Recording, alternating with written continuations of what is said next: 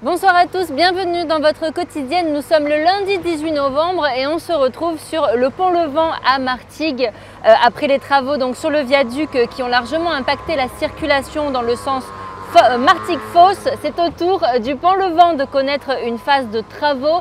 Les trottoirs ont besoin d'être rénovés, les embouteillages sont de la partie, mais dans l'ensemble quand même ça roule. Michel Montagne.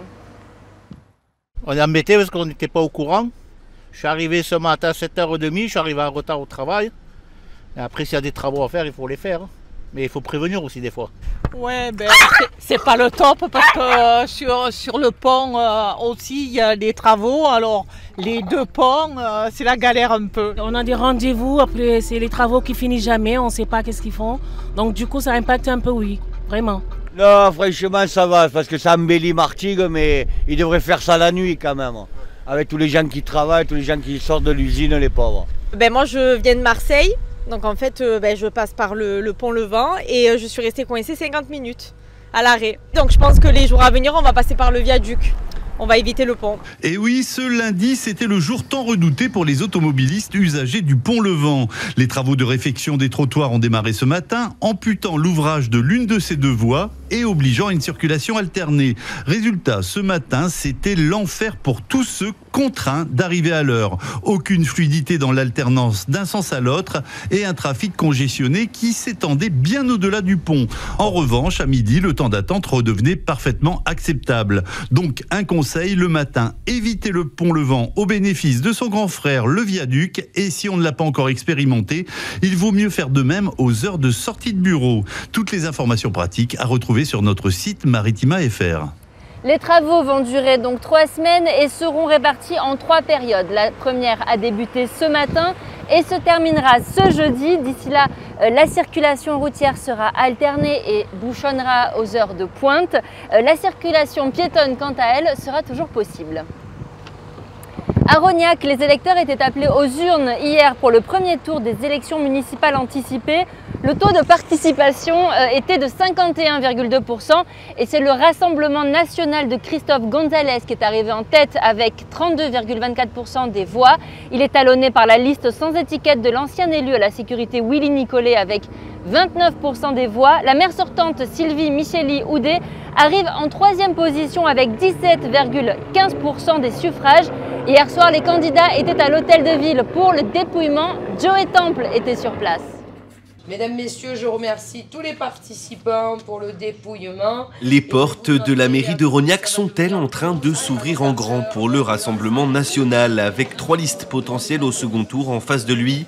Le candidat du parti d'extrême droite, Christophe Gonzalez, semble confiant. Les Rognacais qui m'ont porté en tête me connaissent, ils connaissent mon projet pour Rognac, ils savent très bien que je vais travailler pour Rognac. Donc je ne vois pas pourquoi il se mettrait en place un barrage républicain. Moi je suis républicain de toute façon, donc il n'y a aucun barrage. Mais peut-il y avoir un barrage? Avec 29% des voix exprimées, l'ancien élu à la sécurité Willy Nicollet fera tout pour battre le RN. J'ai vu beaucoup de personnes se déchirer pendant cette campagne. Je pense qu'aujourd'hui il faut se rassembler. Je pense qu'il faut que tout le monde puisse venir un petit peu apporter du calme et surtout qu'on ait... Nous, on va tendre la main à tous ceux qui ont envie qui veulent aller dans ce sens-là. Une main tendue aux électeurs avant tout, mais une main que ne saisira pas la maire sortante Sylvie Micheli-Houdet. Monsieur Nicollet ne sera pas un rempart au Rassemblement national. Je ne vois pas d'autre rempart que le maire sortant jusqu'en 2026 pour pouvoir ne pas installer Rassemblement national. Après, je ne dis pas que monsieur Viau, on peut entamer une discussion pour 26, pas pour 24. Maëlle Valavio, et si elle était là, la clé de voûte de ce scrutin, avec 14,61% des voix obtenues, le quadragénaire sans étiquette, novice en politique, aura de quoi peser dans le second tour. Les 3 listes vont devoir discuter et vite, afin de mettre une stratégie en place pour ne pas laisser le RN se réemparer d'une mairie dans les Bouches-du-Rhône. Le second tour, ce sera donc ce dimanche prochain à Rognac et du côté de Saint-Martin-de-Crau, eh bien c'était hier. C'est la liste sans étiquette de Séverine de la Negra qui l'a emporté avec 41% des voix. Elle succède à Christophe Laufray. Mes fiches s'envolent.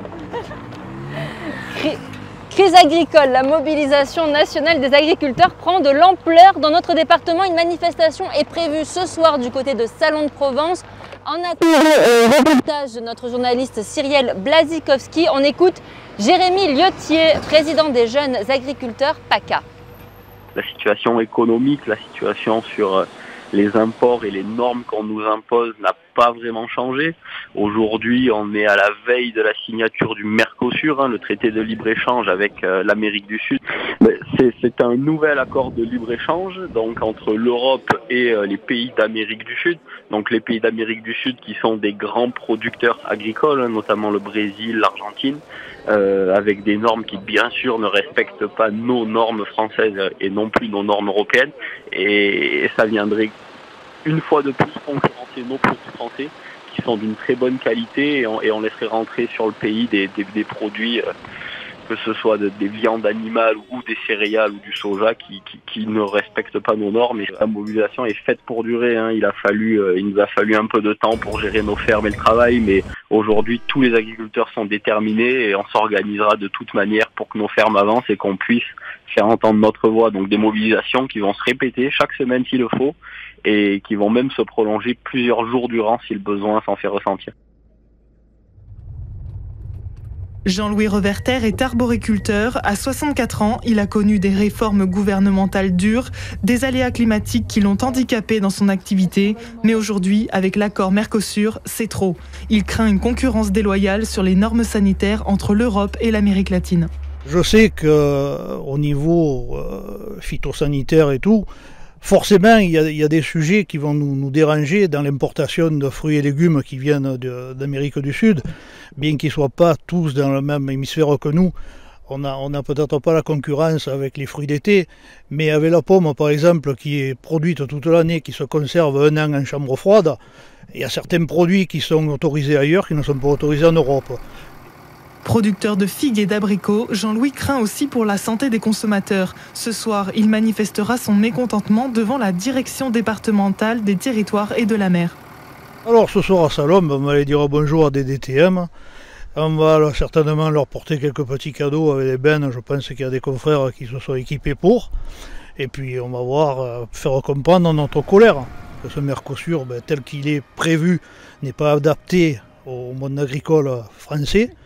Donc c'est une simple question de logique, nous ne sommes pas là pour tout casser et tout ça, juste faire comprendre aux consommateurs qu'on n'est pas là que pour défendre notre profession, on est là pour les défendre eux aussi, pour pas qu'ils bouffent des saletés, tout simplement. Les agriculteurs de Salon de Provence et des communes alentours seront ce soir à 20 h devant la direction départementale des territoires et de la mer pour y déverser gravats et fruits avariés. Au total, à travers la France, près d'une centaine d'actions devraient avoir lieu devant les préfectures et sur les giratoires. Allez, direction Marseille, le groupe scolaire Malpasser les Oliviers a ouvert ses portes à la population du 13e arrondissement ce samedi en présence du maire de Marseille, du préfet de région et du recteur de l'Académie Aix-Marseille. Reportage Rémi Reponti. C'est en fanfare qu'a été inauguré le groupe scolaire Malpasser les Oliviers. Les habitants du quartier sont venus nombreux découvrir la cour de l'école élémentaire, cernée par une grande galerie aux arches asymétriques dessinée par l'architecte Vittorio Leone. C'est la forme du Petit Prince. Est-ce que vous vous rappelez le Petit Prince avec le chapeau et le... Et ben voilà, vous le voyez un peu de partout en fait, même si après ça se décline. Donc c'était un peu un clin d'œil. 3, 2, 1,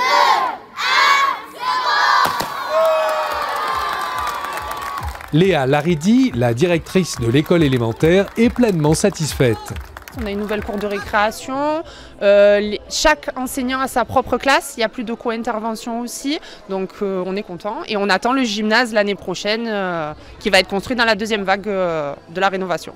De son côté, le maire de Marseille, Benoît Payan, balaie d'un revers de main les critiques sur les retards du plan Marseille en grand. Le plan Marseille en grand avance et d'ailleurs on le voit, et on le voit d'inauguration en inauguration, par du concret. Ce matin, c'est Malpasser les Oliviers qu'on inaugure. Il y a quelques semaines, c'était Simone de Beauvoir et nous allons continuer. Eh bien, moi, je préfère être du côté de celles et ceux qui construisent que du côté de celles et ceux qui commentent. Conçu en concertation avec les enfants, la communauté éducative et les habitants, la réalisation de ce projet représente un investissement de 19 300 000 €. La 25e édition de La Voie est libre a clôturé ce dispositif de la ville de Marseille qui piétonise depuis 2021 la corniche plusieurs fois par an. Alors si dans l'ensemble le public est enthousiaste, il subsiste quelques réfractaires. On écoute les réactions au micro de Rémi Reponti. Le fait que ce soit piéton, c'est quand même sympa qu'il n'y ait pas les voitures, de pouvoir se promener un peu à côté de la mer et tout ça, c'est quand même... L'année prochaine, on recommencera. On recommencera, mais pour les enfants, il faut venir tôt, parce qu'après, c'est quand même costaud, quoi. Il y a beaucoup de vélos, et ce qui est embêtant pour moi, c'est les trottinettes électriques. Ça, c'est un peu le point noir. Mais sinon, c'est génial. Il y a plein d'activités pour les enfants, c'est cool. Qu'est-ce que c'est que cet engin ? Alors, c'est des petits vélos à plusieurs mis à disposition par la mairie de Marseille. Pour la journée, c'est gratuit. Ça dure 15 minutes, une quinzaine de minutes. Et il faut juste laisser une pièce d'identité. Donc c'est très agréable avec la corniche qui est piétonnisée. Donc on est plutôt bien. Thibaut Moulin, boucher du quartier, voilà, charcutier aussi. J'ai des gens qui viennent de la place de Libes, de la Pointe Rouge. Et quand la corniche est fermée, ces gens-là ne viennent pas. C'est trop compliqué pour venir. Vous l'estimez à combien le manque à gagner ? 25% à peu près. Ouais, ça fait beaucoup. Jacques, le primeur du vallon. Moi, réellement, ça m'a fait perdre 50% de chiffre toutes les voies de libre. Donc voilà, il faut organiser ça différemment. Il ne faut pas le faire tout le temps sur la corniche. On peut le faire plus loin sur le bord de mer et ne pas gêner tout le temps le même quartier. Prochaine édition de La Voie est libre prévue sur la corniche dimanche 23 février 2025. En football, l'Olympique de Marseille retrouvera la Ligue 1 samedi avec un déplacement à Lens. Les Olympiens restés à Marseille s'entraîneront à la commanderie la semaine passée pour la première fois. Et depuis longtemps, des supporters ont pu assister à une séance des joueurs de l'OM. Karim Attab les a suivis pour un entraînement. On est impressionné d'être ici et de visiter les locaux, le staff, les joueurs, l'installation, tout. Voilà. Impressionné comme Didier, et on peut le comprendre. Il faut remonter au 20 février 2019 pour retrouver une trace d'un entraînement ouvert au public au centre RLD. Depuis le Covid et des normes de sécurité sont passées par là, le programme Peuple Bleu et Blanc a donné la possibilité à 7 privilégiés d'assister à une séance des Olympiens la semaine passée. Romane est une supportrice heureuse. Comment a-t-elle fait ? Alors déjà, moi je suis abonnée, donc en tant qu'abonné on est privilégié puisqu'on est directement membre du Peuple Bleu et Blanc. Et donc j'ai participé sur Instagram, en fait je suis le compte Instagram, et en fait ils ont envoyé un message et j'ai participé en me disant sait-on jamais ? Et c'est tombé sur moi, donc je suis ravie quoi. 7 supporters tirés au sort parmi plus de 82 000 inscriptions. Alors on en profite, rencontrer le coach et les joueurs, ça marque une amoureuse de l'OM ? À jamais, et je me dis que voilà, j'ai eu la chance de pouvoir parler avec monsieur De Zerbi, c'est exceptionnel, mais même tous les joueurs en fait, ils étaient tous disponibles, il n'y en a pas un qui a pas pris le temps de prendre une photo, de signer un autographe, franchement c'est génial. Et ouais, la commanderie c'est super beau, j'étais déjà venue quand ils avaient ouvert au public il y a très longtemps, mais j'étais très petite, et là de le voir avec des yeux d'adulte, c'est exceptionnel. Cette initiative a permis à ces 7 fantastiques d'apporter leur soutien aux joueurs. Hugo a même pu leur adresser un message. Bien sûr, on ne va pas les lâcher, puis le vent va tourner, donc on ne se fait pas de soucis sur ça.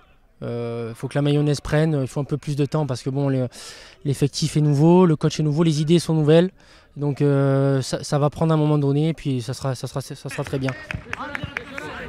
Une opération qui devrait être renouvelée prochainement, alors que fin décembre, le stade Vélodrome devrait être ouvert à ses supporters en famille pour assister à un entraînement complet. Le FC Istres a décroché son ticket pour le 8e tour de la Coupe de France, une victoire 4-0 samedi contre le Canet Rocheville. On écoute le coach Anthony Siki, l'entraîneur de l'équipe.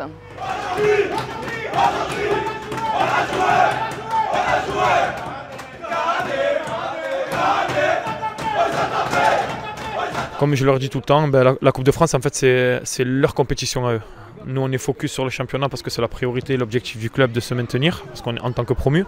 Mais après, voilà, si on arrive à faire un parcours en Coupe de France et derrière, si on arrive à avoir une belle affiche à Parsemin, on ne va pas se priver. Ça peut remettre le club aussi au devant de la scène et ramener du monde au stade. Donc voilà, après, c'est eux et ceux qui veulent. S'ils se donnent les moyens, ils pourront avoir une belle affiche ici à domicile. Mais en tout cas, je suis content d'eux parce qu'ils ont fait le travail. Alors, les joueurs auront le droit à leur belle affiche puisqu'ils recevront Grenoble, un club de Ligue 2, à Parsemin. On poursuit cette page de sport avec les basketteuses de Martigues qui enregistrent une victoire contre une grosse écurie du championnat. Les filles coachées par Julia Bord ont fait une prestation de haute volée contre Grafenstaden. Une victoire 87-75. On écoute la coach. Oui, je suis très heureuse. C'est vrai qu'il y a 2 semaines contre l'Asvel, on avait failli gagner, mais on avait craqué à la fin. Et puis là, aujourd'hui, c'est vraiment un match complet. On se fait un petit peu peur à la fin, mais on a quand même quasiment maîtrisé tout le match. C'est un des matchs les plus consistants qu'on ait fait sur 40 minutes. Tout le monde a participé, tout le monde a eu un apport et ça aussi, ça fait plaisir. Et maintenant, on l'a fait, c'est bien, mais il faut s'en servir maintenant et il faut continuer comme ça sur les autres matchs. Et pas se relâcher, au contraire. Je leur avais dit qu'on avait des matchs importants qui allaient arriver, que celui-là c'était du bonus. On l'a pris, après à nous d'en profiter parce que si on perd les autres, ça n'aura servi à rien. Donc voilà, faut pas se relâcher, faut continuer, mais c'est de bon augure pour la suite. Ouais. Et avant de se quitter, un petit tour du côté de la foire au Santon qui a ouvert ce week-end à Marseille sur le quai du Port. Un reportage signé Flavio Noriga.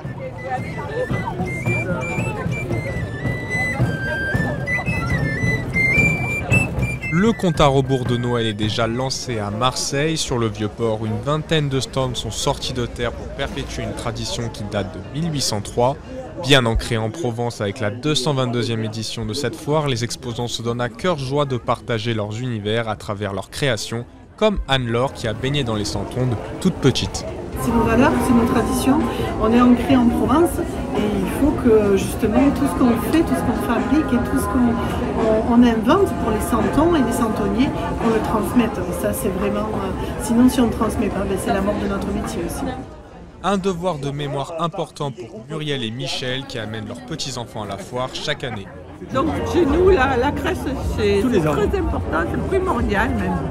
Et les enfants se régalent à voir ça, parce qu'on a 6 petits-enfants, donc je vous assure que c'est une attraction. Moi je trouve que c'est une tradition, que ça doit se transmettre et que ça doit rester. Tu feras la crèche toi aussi plus tard? Oui. Mais là on va leur acheter un santon chacun et ils vont commencer.